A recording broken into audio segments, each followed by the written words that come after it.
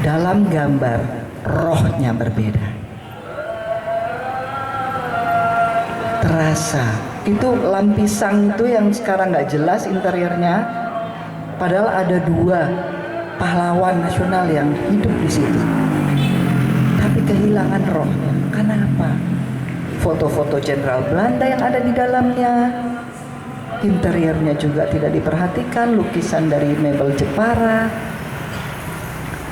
Saya pinjam lagi tapis-tapis dari ini, dari tempat itu pengantin, pasang itu apa namanya tubuh yang buat makanan yang cantik itu. Langsung rumah Aceh itu ada jiwanya. Nah itulah Aceh, apakah hanya mau hidup dari kebesaran masa lalunya, atau kita mau mempertahankan jiwa dan roh dari adat istiadat ataupun budaya Aceh itu sendiri. Ini tantangan terbesar. Saya bangga sama saudara kita yang di Sumatera Barat.